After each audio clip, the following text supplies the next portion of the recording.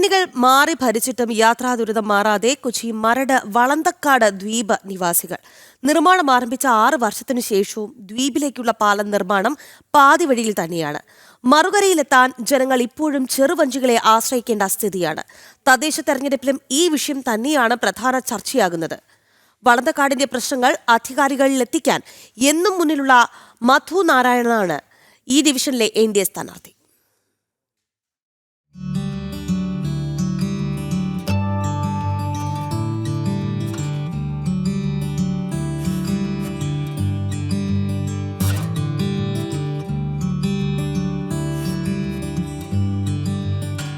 ഒന്നര വർഷം കൊണ്ട് നിർമ്മാണം പൂർത്തിയാകുമെന്ന പ്രഖ്യാപനത്തിൽ 2019 നവംബറിലായിരുന്നു നിർമ്മാണം തുടങ്ങിയത്.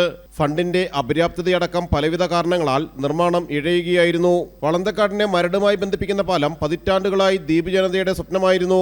വളന്തക്കാടിലേക്ക് പാലം നിർമ്മാണം തുടങ്ങിയ ശേഷം നിർമ്മാണം ആരംഭിച്ച മറ്റു മേൽപ്പാലങ്ങളുടെ നിർമ്മാണങ്ങൾ പൂർത്തിയായിട്ട് വർഷങ്ങൾ കഴിയുമ്പോഴും ദ്വീപിലെ ജനങ്ങൾ യാത്രാ ദുരിതത്തിൽ ഒറ്റപ്പെട്ട് കഴിയേണ്ട സ്ഥിതിയാണ്. സർക്കാരിന്റെയും പ്രദേശത്തെ പ്രതിനിധീകരിച്ചിരുന്ന ജനപ്രതിനിധികളുടെയും താൽപര്യക്കുറവാണ് പാലം നിർമ്മാണം നീളാൻ കാരണമെന്ന് മരട് നഗരസഭ വളന്തക്കാട് ഡിവിഷൻ NDA സ്ഥാനാർത്ഥി മധു നാരായണൻ കുറ്റപ്പെടുത്തി.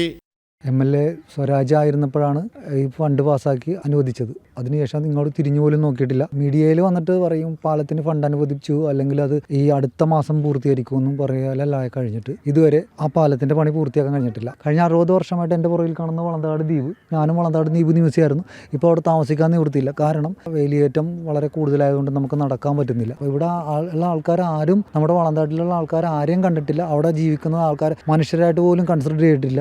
വളന്തക്കാട് ദ്വീപ് നിവാസികളുടെ യാത്രാ ദുരിതം കൂടി വീണ്ടും ചർച്ചയാകുന്ന മരട് മുനിസിപ്പാലിറ്റിയിൽ ഇടതു വലതു മുന്നണികൾക്കെതിരായ വിധിയെഴുത്താകും തെരഞ്ഞെടുപ്പ് ഫലമെന്ന് നിരീക്ഷിക്കുകയാണ് BJP. ജനം, കൊച്ചി.